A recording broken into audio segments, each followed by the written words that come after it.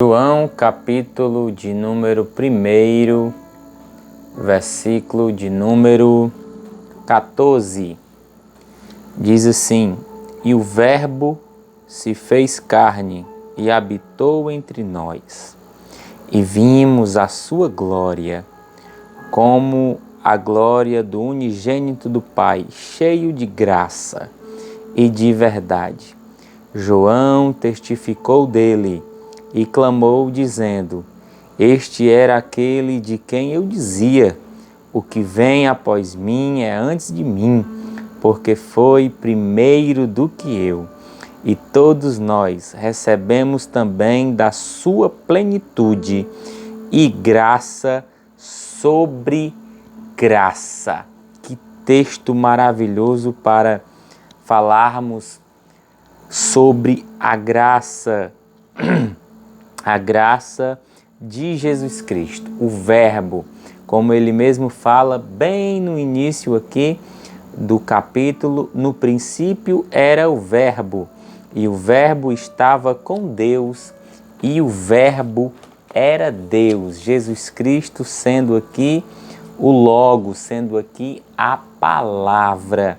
Assim como nos primeiros capítulos da Bíblia, em Gênesis diz o seguinte: No princípio criou Deus os céus e a terra era sem forma e vazia, e havia trevas sobre a face do abismo, e o Espírito de Deus se movia sobre a face das águas. E disse Deus: haja luz, e houve luz. Glória a Deus! Todas as coisas foram feitas por meio da palavra. Esta palavra a qual nós lemos, estudamos, buscamos e nunca nos cansamos, porque nós estamos aqui numa fonte inesgotável de conhecimento e de sabedoria, a qual se chama por Jesus Cristo. Ele era o Verbo. Glória a Deus! E quando João fala aqui, diz que este Verbo, ele se fez carne e habitou no meio de nós. E ele testifica no versículo de número 15, glória a Deus, e diz: Este era aquele de quem eu dizia: O que vem após mim e antes de mim, porque foi primeiro do que eu. E todos nós, glória a Deus, recebemos da sua plenitude, graça sobre graça. Glória a Deus. E o que é esta graça?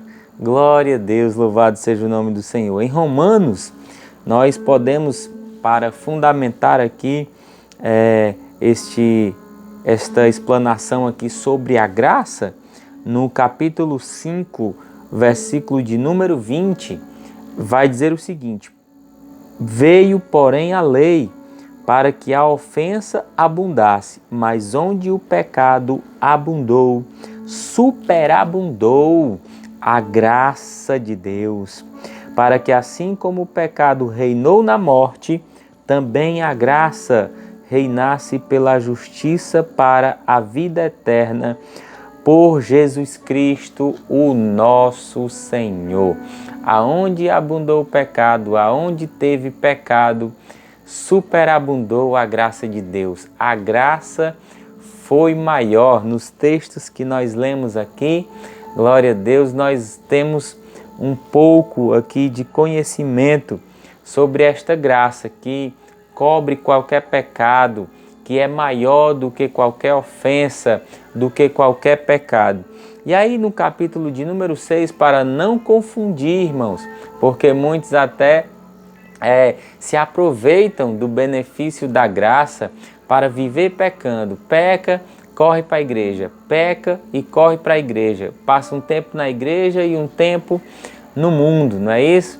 É como se diz um ditado: é um pé na igreja e um pé no mundo, um pé na igreja e um pé no mundo.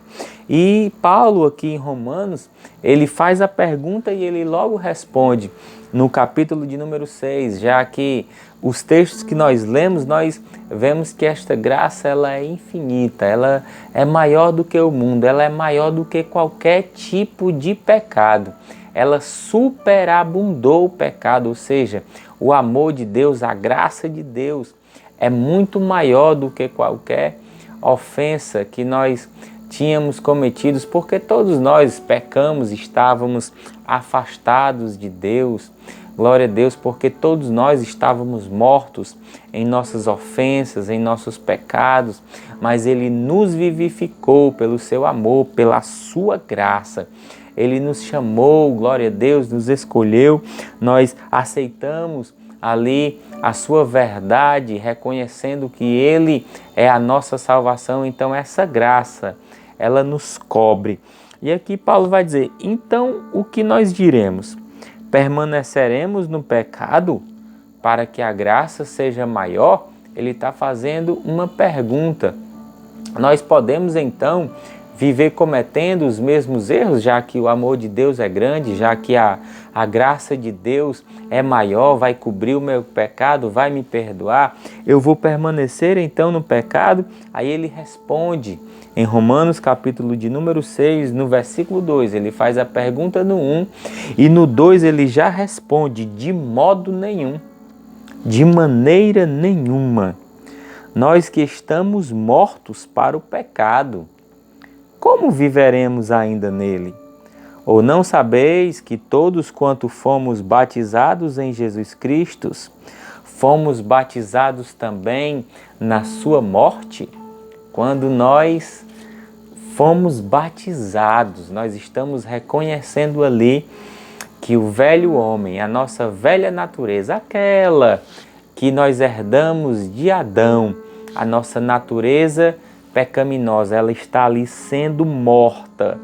E nós então, quando submergimos daquela água, nós nascemos então para uma nova vida em Cristo. Então, de maneira nenhuma, nós temos que permanecer com os mesmos erros, com os mesmos pecados. E se eu falhar, se eu cometer, bem no começo, algumas pessoas, lá no começo, alguns que estudavam a palavra de Deus, os pais da igreja, eles falavam que tinham que se batizar porque o batismo era um só, e aí eles deixavam para se batizar somente no finalzinho da vida, porque aí não poderiam cometer mais pecados, já estava ali no final da vida. Mas quem de nós pode saber quantos dias nós vamos viver, não é mesmo? Então o batismo é para aquele que tem uma consciência de que está morto ali para o pecado, de que morreu ali com Jesus Cristo e ressuscitou uma nova vida, uma nova criatura, sendo conhecedor então desta graça maravilhosa, a maravilhosa graça de Deus. Em Atos capítulo de número 4, versículo de número 33, com grande poder os apóstolos continuaram a testificar da ressurreição do Senhor Jesus, e muita graça estava sobre todos eles, com muito amor, com muita alegria. Eles saíram ali logo no começo. Estevão foi apedrejado, Tiago cortaram a cabeça, prenderam Pedro para matar após a Páscoa, mas mesmo ali eles não pegavam em armas, em guerras, era só pela graça de Deus, pelo amor de Deus que eles queriam levar a todo o mundo. Em Atos capítulo 14, versículo de número 26, de Atalaia, eles navegaram de volta para Antioquia, onde haviam sido encomendados à graça de Deus para a obra que já haviam completado. Por que a graça de Deus foi tão importante na experiência dos primeiros cristãos?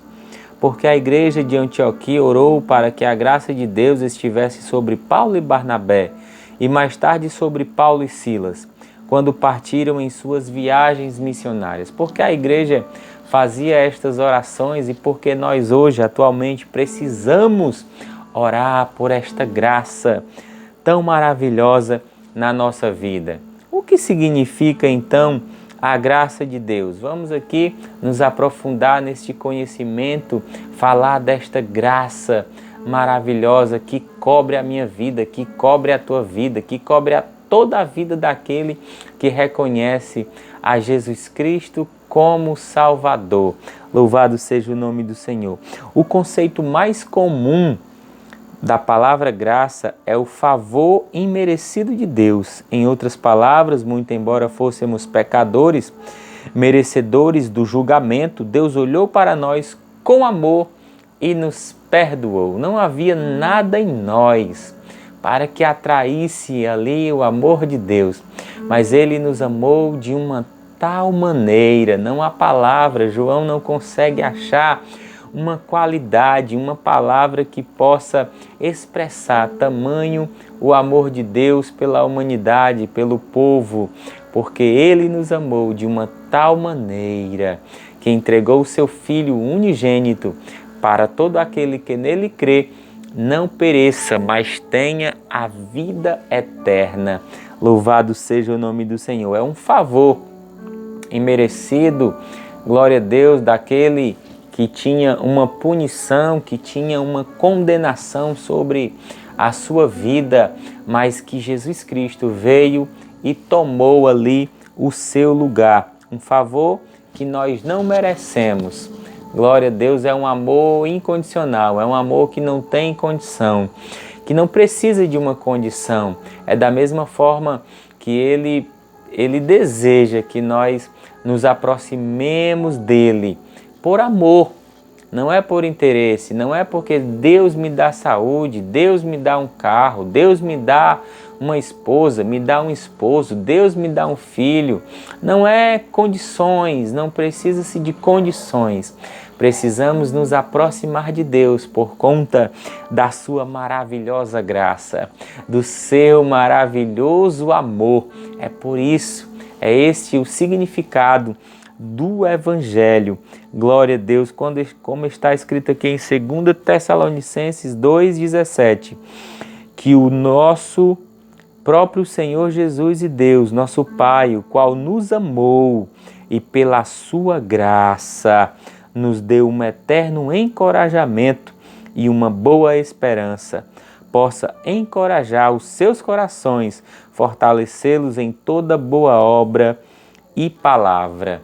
Louvado seja o nome do Senhor.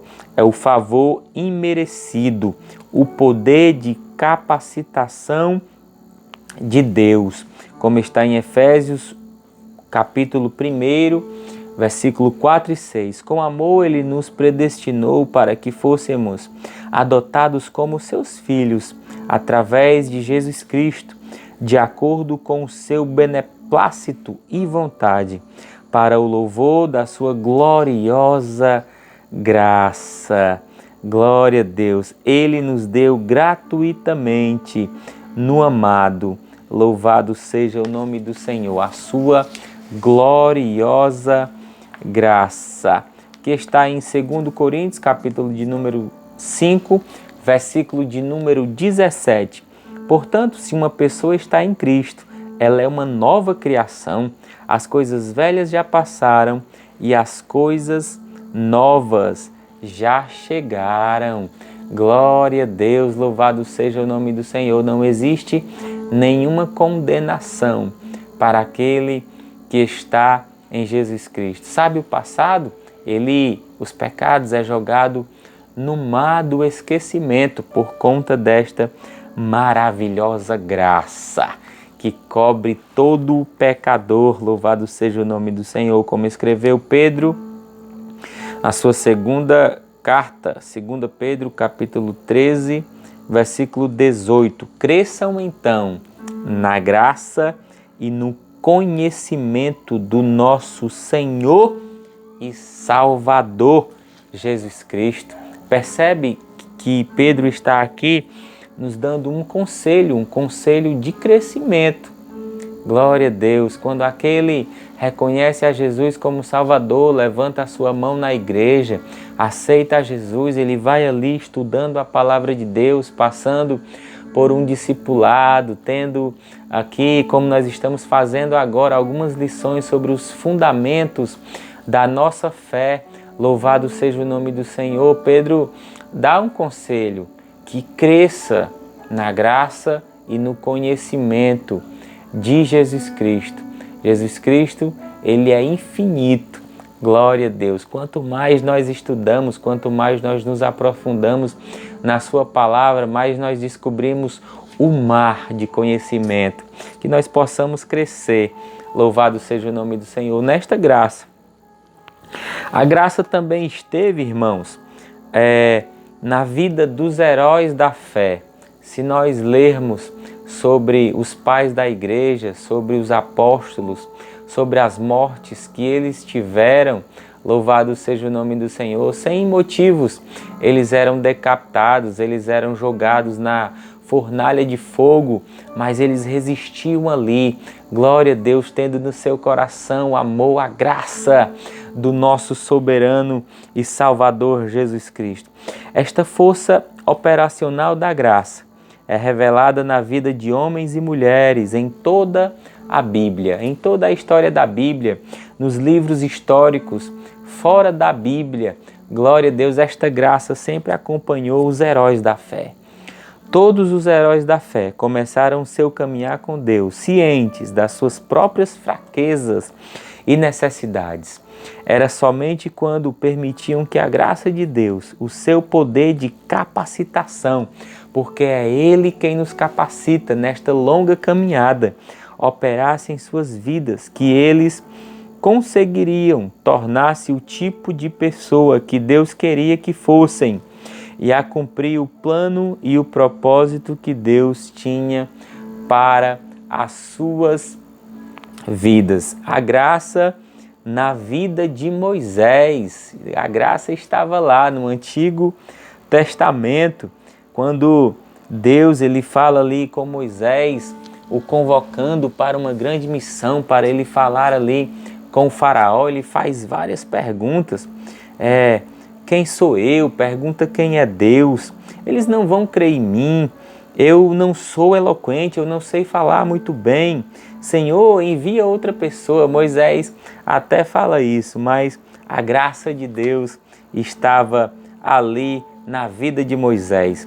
Mas com a graça de Deus, Moisés desceu de fato ao Egito e com sinais e maravilhas tirou o povo de Israel, assim como Deus havia dito para fazer. Da forma como Deus avisou a Moisés, falou com Moisés, ele foi com Moisés. A graça de Deus esteve ali com Moisés, mesmo em meio às circunstâncias adversas. A graça também esteve ali na vida de Gideão, quando aqueles filisteus ali oprimiam, os midianitas oprimiam ali aquele povo.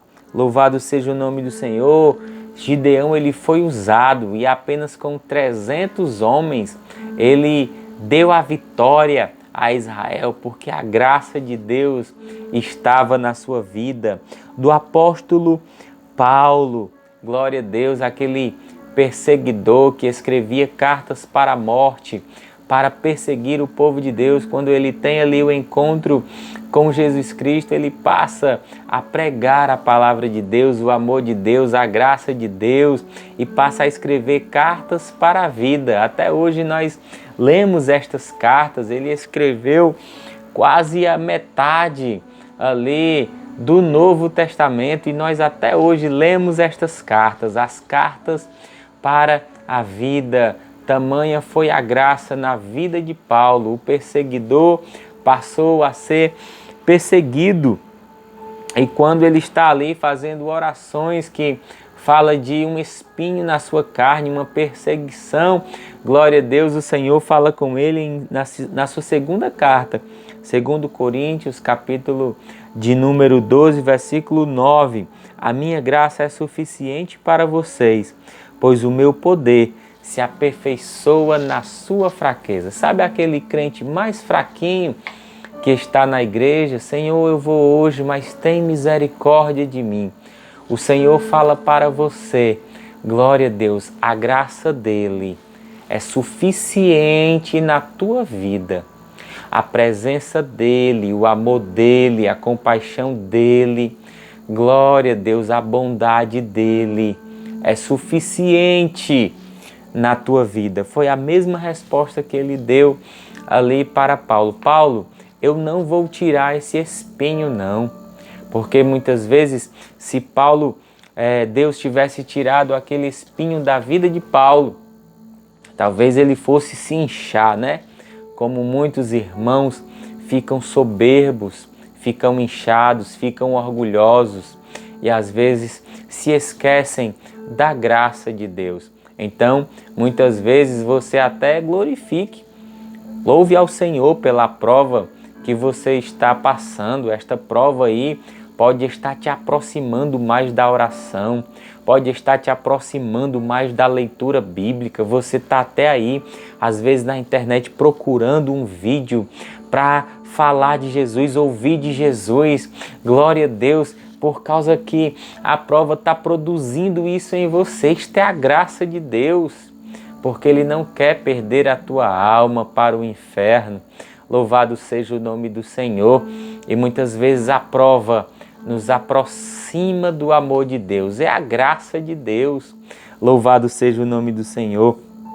A graça liberada em nossas vidas, em nosso relacionamento com Deus, à medida que caminhamos com Ele, a cada dia constantemente nos deparamos com situações que tentam nos soterrar, tentam nos paralisar.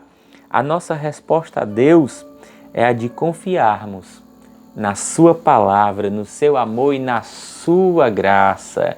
A graça dele é suficiente. Expressamos a nossa confiança através da obediência. Isso prova que cremos no que a palavra de Deus nos diz. Apesar do que as circunstâncias possam indicar, a resposta de Deus à nossa fé é a sua graça, o seu poder de capacitação, o qual faz com que triunfemos em todas as situações. Glória a Deus. É a graça de Deus, irmãos. Independente das circunstâncias do mundo, independente do que estejamos passando, a graça de Deus traz a paz. A graça de Deus traz o refrigério. A graça de Deus traz a sua presença. E nós podemos descansar cientes, com fé nele. Louvado seja o nome do Senhor, que estaremos triunfando em vitória, vitoriosos. E para encerrar, duas promessas muito importantes. Temos um acesso intrépido ao trono da graça. Aproximemo-nos do trono da graça com confiança, a fim de que possamos receber misericórdia e encontrarmos graça, capacitação divina para nos ajudar em nossas ocasiões de necessidade. Glória a Deus. Deus é poderoso. A promessa número 2, Deus é poderoso, jamais esqueça disso.